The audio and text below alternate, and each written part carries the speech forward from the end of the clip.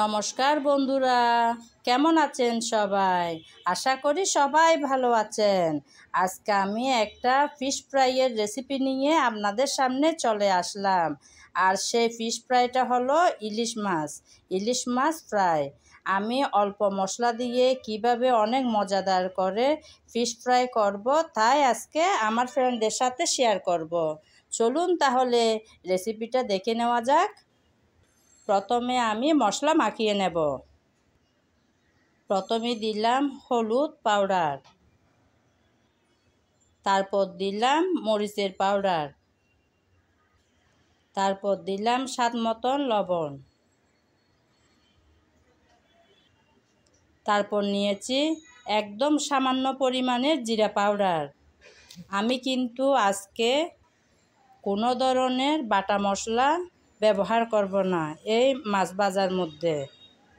অর্থাৎ এখানে আমি পেঁয়াজ বাটা, আদা বাটা, রসুন বাটা কোনোটাই দিই নাই। মশলাও দিয়েছি কিন্তু অনেক কম, একদম সামান্য পরিমাণের জিরা পাউডার দিয়েছি।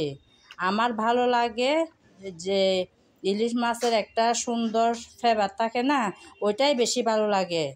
আমার মনে হয় বেশি মশলা দিলে ইলিশ মাছের ফ্লেভারটা কিন্তু খুব একটা ভালো থাকে না। সেজন্য কম মশলা দিয়েই প্রায় সময় আমি ইলিশ মাছ ফ্রাই করে থাকি।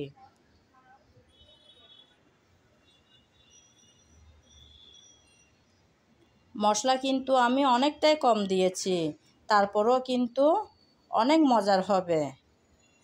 আমি তো আদা রসুন বাটা দিই নাই, যাদের দিতে ইচ্ছা হয় তারা দিলেও দিতে পারে।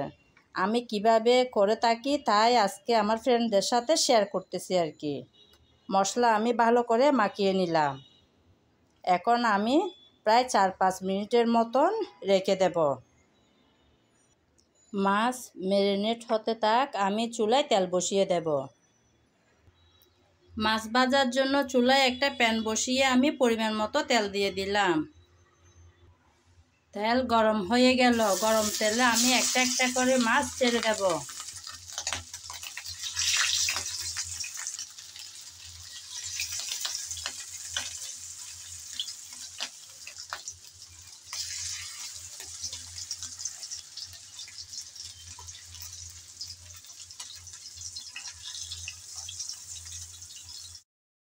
একটা একটা করে সবগুলো মাছ আমি দিয়ে দিলাম। এখন অপেক্ষা করব যাতে একটা সাইড ভালো করে ভাজা হয়। একটা সাইড ভালো করে ভাজা হয়ে গেল। আমি এখন একটা একটা করে সবগুলো মাছ উঠিয়ে দেব।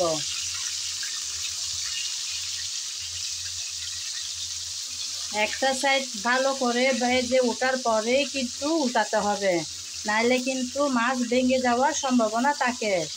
কারণ ইলিশ মাছ কিন্তু একটু নরম টাইপেরই হয়। সবগুলো মাছ আমি উঠিয়ে দিলাম।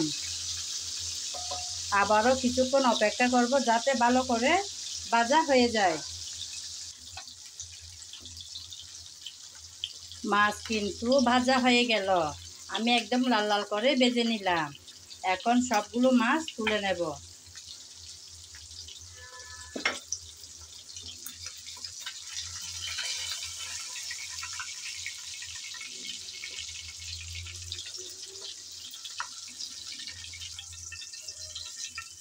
একে একে সবগুলো মাছ তুলে নিলাম।